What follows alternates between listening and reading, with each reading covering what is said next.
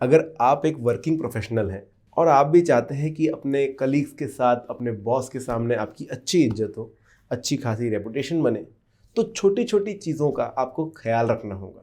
छोटी छोटी बातें होती हैं जिनकी वजह से आप एक अच्छे ह्यूमन बीइंग, अच्छे वर्कर की तरह सामने आते हैं और लोग आपकी रिस्पेक्ट भी करते हैं। तो चलिए इन्हीं बातों पर आज के वीडियो में प्रकाश डालते हैं। कौन कौन सी ऐसी गलतियां हैं जो नहीं करनी है और क्या क्या चीज़ों का आपको ध्यान रखना है, एक एक करके मैं बताता हूँ। सबसे पहली गलती होती है दोस्तों, प्रोक्रास्टिनेशन। यानी कि आप शेख चिल्ली बने रहते हैं और दिमाग में हमेशा चलता रहता है, यार ये काम तो बहुत ही ज़्यादा ध्यान से मुझे करना है, तो मैं इस काम के लिए थोड़ा सा समय निकालता हूँ। और वो समय निकलेगा कब? हो सकता है 1-2 दिन के भीतर वो समय निकलेगा जब वो प्रॉपर एक परफेक्ट समय उस काम के लिए आएगा और तब मैं काम को करूँगा। या फिर 2 दिन के बाद तो वीकेंड लग जाएगा, तो फिर एक काम करते हैं, मंडे से इस काम को शुरू करते हैं।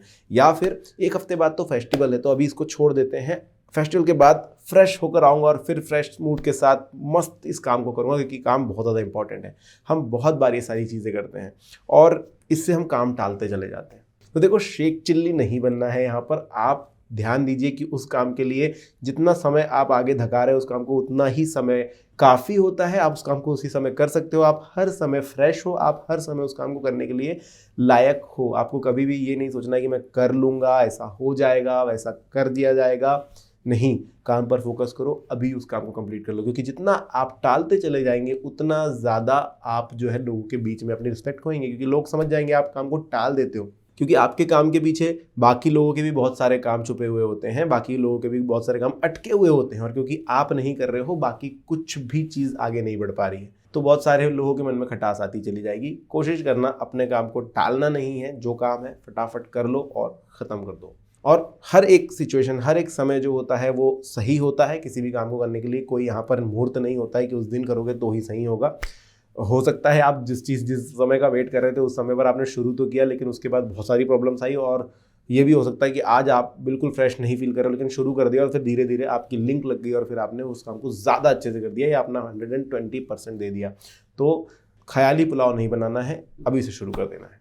दूसरी चीज़ है शोइंग अप लेट, यानी कि ज़्यादातर कामों में लेट हो जाना। सबसे पहली चीज़, बहुत सारे मैंने वर्किंग प्रोफेशनल्स ऐसे देखे हैं जो अपने टाइम पर कभी भी नहीं आते हैं, थोड़ा सा लेट ही चलते हैं, 10 मिनट 15 मिनट, और हमेशा कुछ ना कुछ उनके पास बहाना होता है। कभी गाड़ी पंक्चर होने का बहाना होता है, कभी बस लेट होने का बहाना होता है, कभी ऑटो हमारी टाइम पर नहीं आई का बहाना होता है, और बहुत सारे बहाने, ट्रैफिक ज़्यादा था या जो भी चीज़, बहुत सारे बहाने आप दे सकते हो किसी भी काम के लिए। अब यहाँ पर आप देख सकते हो अपने आप को। आपको ये नहीं कह रहा हूँ मैं कि आप अपने बहानों को देखो और हर चीज़ को जस्टिफाई करो। अगर आप अपनी हर एक गलती को जस्टिफाई करने जाओगे तो बिल्कुल कर सकते हो, क्योंकि आप ही हो, आपका ही दिमाग है, तो आपकी हर एक गलती को जस्टिफिकेशन मिल जाएगा आपको कि हाँ ये तो इस वजह से हुआ या उस वजह से हुआ, उसकी गलती थी, इस वजह से मेरे साथ ऐसा हुआ। लेकिन आप ये समझिए, अगर आप हमेशा लेट होते हैं तो इसमें आपकी गलती है, आपको आदत लग गई है लेट होने की, या फिर आपको समय की कीमत नहीं समझ में आ रही है। तो यहाँ पर आपको सुधरने की ज़रूरत है, क्योंकि इससे क्या हो रहा है, आप हर दिन लेट आते हो तो एक तो लोगों के मन में आपके प्रति ये भावना बन गई कि ये तो लेट लतीफ़ ही है। ऊपर से किसी भी चीज़ के लिए वो आप पे रिलाय करने से पहले 4 बार सोचेंगे। आपने बहुत सारे ऐसे ग्रुप देखे होंगे जिसमें कोई एक दोस्त को किसी एक कलीग की छाप ही पड़ जाती है और फिर उनको बोला जाता है कि इसको अगर सब लोग 4 बजे आ रहे हैं तो उसको 3:30 बजे आने के लिए बोल, वो आधा घंटे वैसे भी लेट होगा। तो आप वो गाय आप नहीं बनना चाहोगे, मैं ये मानता हूँ। कोशिश करना है कि हमेशा टाइम से थोड़ा सा जल्दी चलिए, लेट नहीं होना है। लेट अगर होगे तो आपके करियर पर भी बहुत ज़्यादा असर पड़ेगा, काम भी डिले होते चले जाते हैं और लोगों के बीच में आपकी रेपुटेशन भी खराब होती चली जाती है। तीसरी चीज़ है, आप किसी से बात कर रहे हो, उसी बीच आप डिस्ट्रैक्ट हो जाते हो। क्यों? आपके जेब में फ़ोन होता है जो किसी भी समय आ जाता है। कभी भी आप बात करते हुए फ़ोन पर लग जाते हो, या किसी गहन डिस्कशन के बीच में आप फ़ोन पर शुरू हो जाते हो क्योंकि नोटिफिकेशन आई और आपको लगा वो इंपॉर्टेंट है। दोस्तों, बहुत सारी नोटिफिकेशंस अलग अलग आपके फ़ोन में आती रहती है, तो कोशिश करना है कि इनसे आप डिस्ट्रैक्ट ना हो। चाहे तो बहुत सारे टूल्स अवेलेबल है जिनको इस्तेमाल करो, अलग अलग एप्लीकेशन की नोटिफिकेशन बंद करके रखो, सिर्फ इंपॉर्टेंट मैसेजेस को ही से ही आप डिस्ट्रैक्ट हो सको इतना करो। और ये कोशिश करो कि जब आपसे कोई बात कर रहा है उस समय आप फ़ोन ना चला रहे हो या किसी और तरफ आपका ध्यान ना हो, क्योंकि जब भी कोई कन्वर्सेशन अच्छा होता है उसका ये मेन रीज़न होता है कि आई कांटेक्ट था, सामने वाला भी आपको प्रॉपरली सुन रहा था। आप खुद ये चीज़ सोचिए, अगर आप किसी को कुछ समझा रहे हैं और वो लगातार अपने फ़ोन में या किसी और चीज़ में बिजी है तो उसका भी ध्यान नहीं है, और आप जो उसको बता रहे हैं शायद 100% क्या वो 50% भी गेन नहीं कर पाए आप उसको क्या बोलना चाह रहे थे। वही चीज़ आपके साथ भी होगी। तो जब भी कोई प्रॉपर कन्वर्सेशन हो रहा हो, 1-to-1 या 2-to-1 कन्वर्सेशन हो रहा हो, ऐसे समय पर आपको फोकस्ड रहना है उस चीज़ पर। दूसरी चीज़, पहली बात तो ये कि आप डिस्ट्रैक्ट हो जाओगे और सारी चीज़ आपको नहीं पता चलेगी, और दूसरी बात ये है कि आप सामने वाले की नज़र में कम इंटरेस्टेड हो जाओगे क्योंकि आपने उनकी बातों पर इंटरेस्ट नहीं दिखाया। तो एक तो उन्हें बुरा फील होगा, और अगली बार वो जब भी वो बात करने के लिए आएंगे या कोई चीज़ आपको समझाने के लिए आएंगे तो उनका भी इंटरेस्ट कम ही रह जाएगा, क्योंकि उनको पता होगा कि आप नहीं सुनते हैं। तो इस चीज़ का बहुत अच्छे से ध्यान रखना है। चौथी चीज़ है दोस्तों, वर्क प्लेस में लाइंग।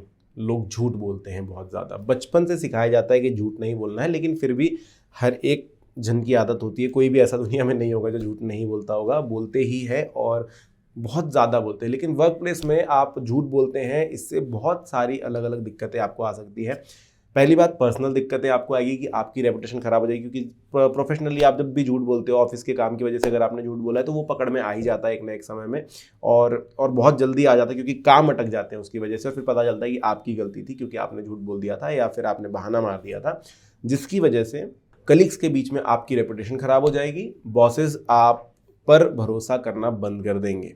दूसरी चीज़ है, पहला तो आपको पर्सनल एक प्रॉब्लम होगी, दूसरी चीज़ है क्योंकि आपने झूठ बोल दिया था, जिस काम के लिए आपने झूठ बोला है वो काम नहीं हो पाएगा, ये फिक्स है, और वो काम नहीं होगा तो इससे सभी का लॉस होगा, आपकी टीम का भी लॉस होगा, आपकी कंपनी का भी लॉस होगा। तो कोशिश करनी है, या मैं बोलूँगा कोशिश क्या करनी, मत ही बोलना झूठ। हमेशा साफ साफ शब्दों में सबको सब कुछ बता दो। कोई प्रॉब्लम अगर आपके थ्रू हो गई है, आपसे हो गई है, तो उस प्रॉब्लम को सबके सामने रख दो।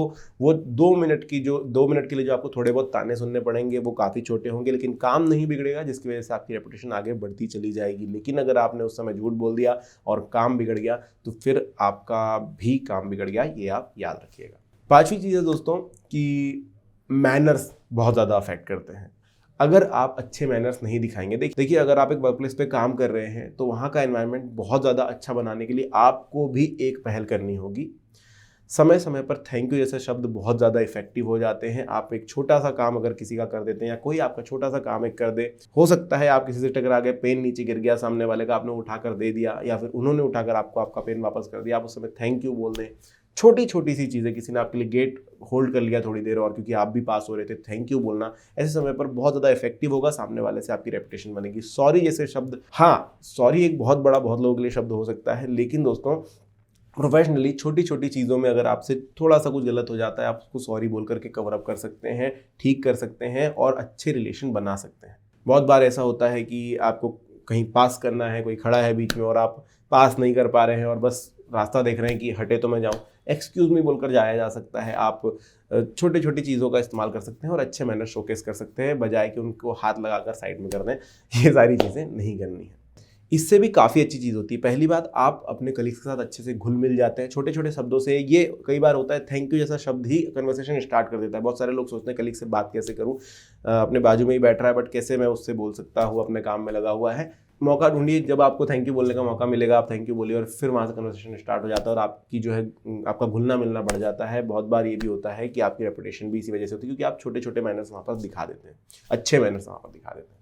छठवां जो पॉइंट है वो है अब्यूजिंग प्रिविलेजेस। बहुत सारे लोग ये गलती करते हैं। बहुत सारे लोगों को मैंने देखा है जब उनके काम की वजह से या उनके व्यवहार की वजह से उन्हें कुछ प्रिविलेज दिए जाते हैं कि तुम ये कर सकते हो, तुम इस चीज़ का हिसाब रख सकते हो, तुम्हें वर्क फ्रॉम होम दिया जाता है, और क्योंकि ये प्रिविलेज मिल गए हैं फिर उनका गलत उपयोग होता है, उनका नाजायज़ इस्तेमाल किया जाता है। और वर्क फ्रॉम होम आपको मिल गया है तो आप टाइम पर काम नहीं करोगे क्योंकि आपको पता है वर्क फ्रॉम होम में कभी भी मैं सबमिट कर सकता हूँ। फिर आपने उसे डिले कर दिया, आप हाफ डे करने के लिए बैठे, आपने आधा काम किया फिर छोड़ दिया। तो ये सारी चीज़ें जो है, अगर आपको कोई प्रिविलेज दिया जा रहा है उसको आप इस तरीके से इस्तेमाल करोगे, ये हमेशा के लिए गलत हो जाएगा। कोई फ़र्क नहीं पड़ता है आप, क्योंकि आप शाम में कह सकते हो कि हाँ मैं तो काम कंप्लीट करके दे रहा हूँ, लेकिन इससे आपकी आदतें बिगड़ेगी। आप हर चीज़ को उतना ही ढील छोड़ते चले जाओगे और उससे फिर आपके काम पे असर पड़ेगा, जिसकी वजह से ओवरऑल काम पर भी असर पड़ जाएगा।